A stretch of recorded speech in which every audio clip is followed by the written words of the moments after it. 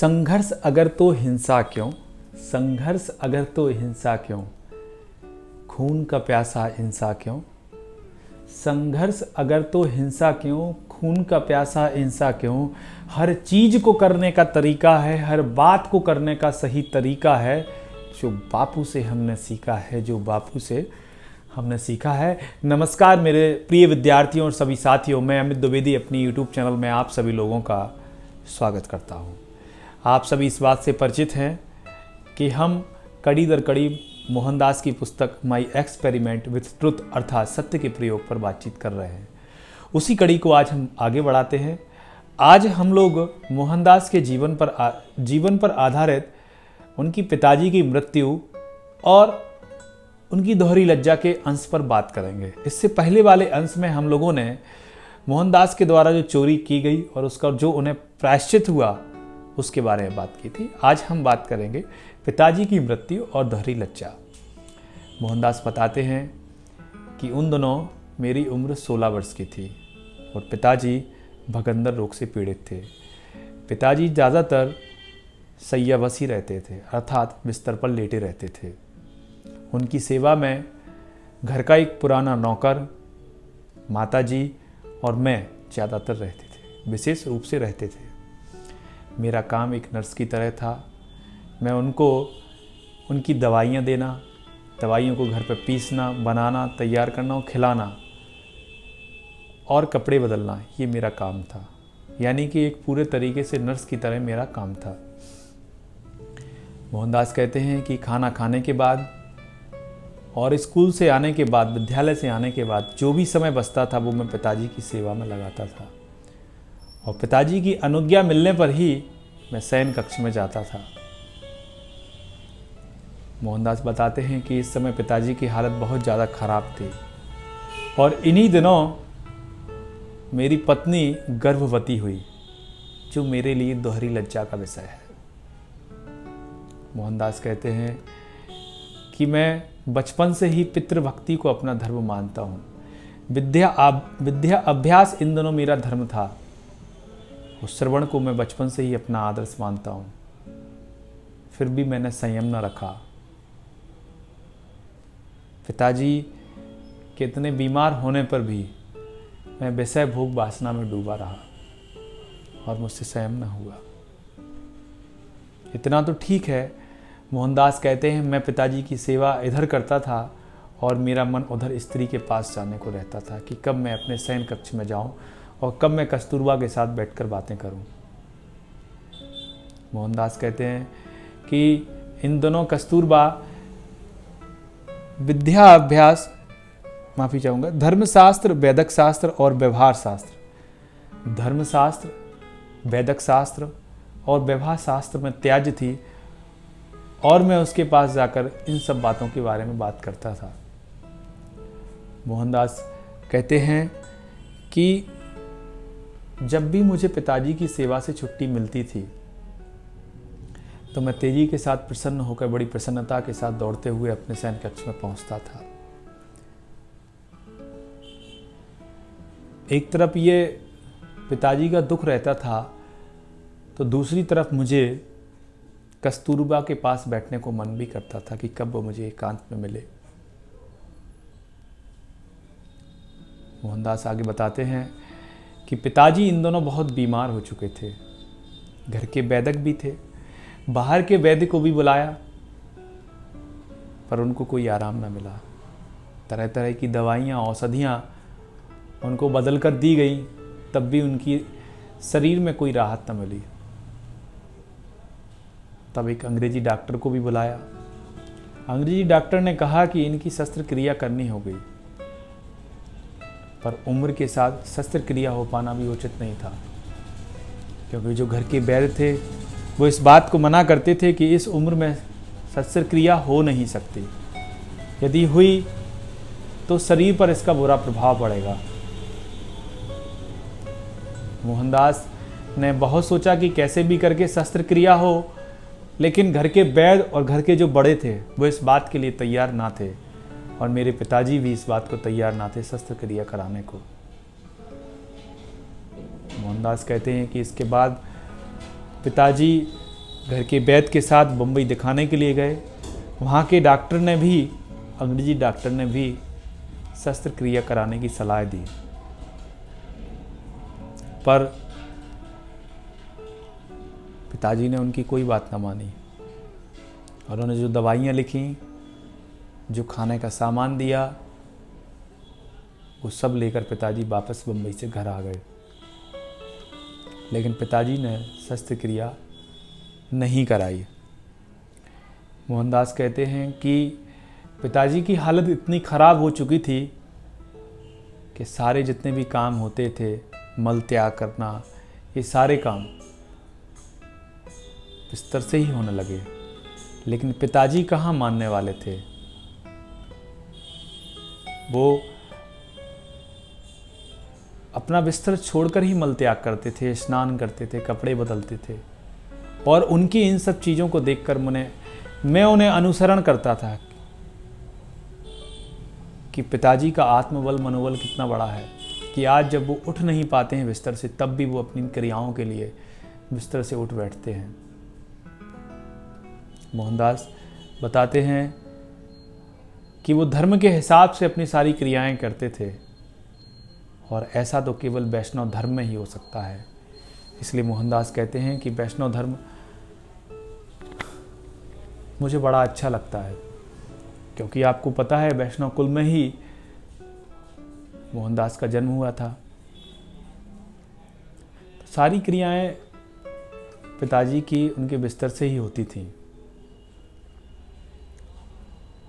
मोहनदास ने आगे लिखा है कि इन दिनों पिताजी के बड़े भाई यानी कि चाचा जी उनके घर पर आते हैं और दोनों भाइयों में अटूट प्रेम रहता है। इसलिए वो पिताजी के पास बैठ जाते हैं और जब वो पिताजी के पास बैठते हैं तो मुझे राहत मिल जाती है और मैं सीधा अपने सैन्य कक्ष में चला जाता हूँ। पिताजी की और चाचा जी की बहुत सारी बातें होती हैं, दोनों बहुत बातें करते हैं। चाचा को अपने भाई से बहुत प्रेम था, वो अपने भाई से बहुत प्रेम करते थे। उन लोगों में बहुत सारी बातें होती थी जिनको देखकर पूरा परिवार खुश होता था।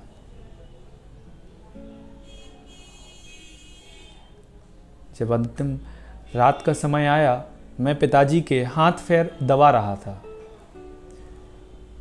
और चाचा जी ने कहा कि मोहनदास तुम जाकर सो जाओ, मैं देख लूँगा, मैं उनकी सेवा कर लूँगा। चाचा जी की आज्ञा मिलने पर मैं वहाँ से चला जाता हूँ, लेकिन सोचता हूँ कि जैसे ही पहुँचूँगा कस्तूरबा को जगाऊँगा या बातें करूँगा, पर कस्तूरबा तो सो चुकी होती है। वो बैठते ही हैं, कस्तूरबा को जगाते हैं, 2 से 5 मिनट बातें ही करते हैं। इतने में घर का नौकर आकर दरवाज़ा खटखटाता है कि मोहनदास बाहर आओ।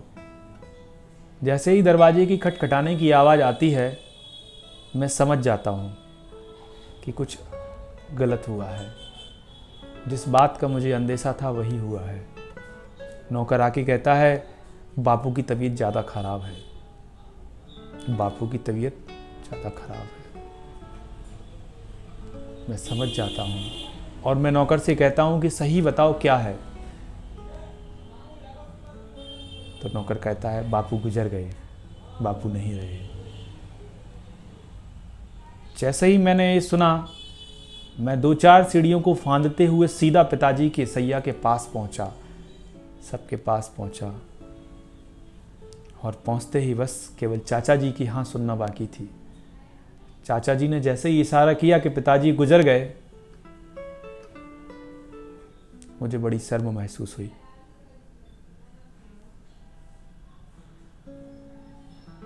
मोहनदास कहते हैं कि जैसे ही चाचा ने कहा कि बापू गुजर गए, मुझे बड़ी शर्म महसूस हुई।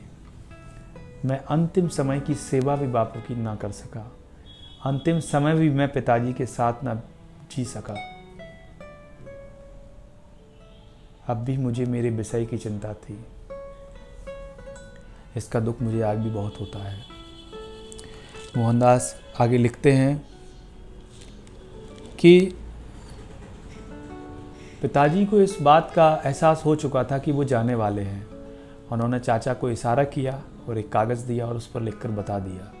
उनके हाथ में जो सोने की माला थी उसको भी उन्होंने छोड़ दिया।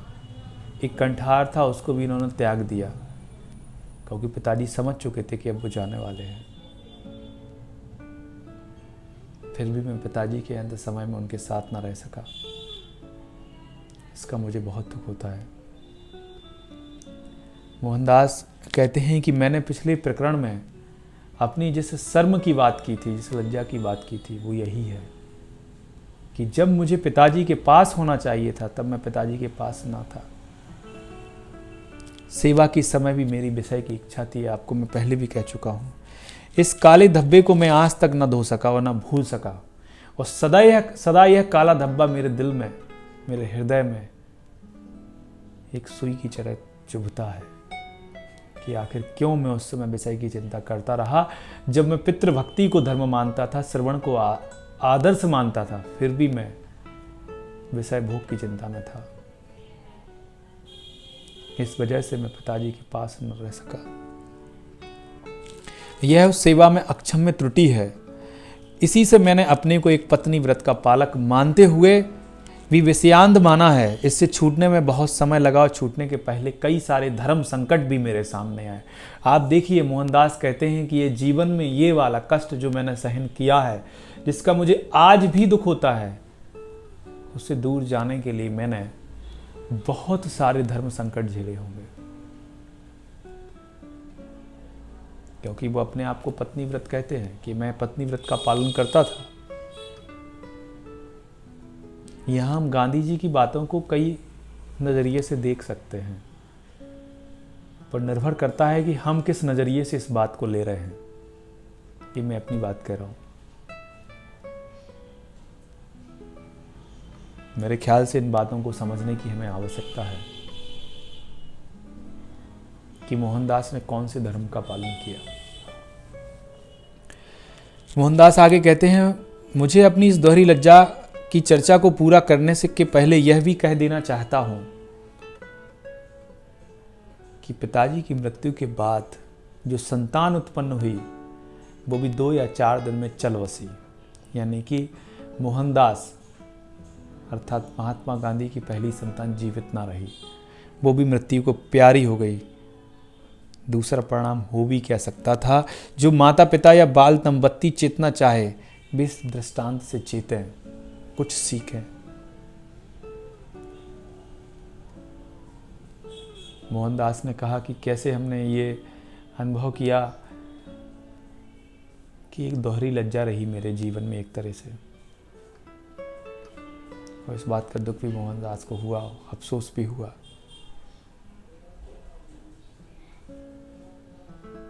आप सभी लोगों को मैं बता देना चाहता हूं कि मोहनदास ने हमारे सामने उन चीज़ों को लिखा है, उन बातों को लिखा है जो शायद हर किसी के सामने नहीं है।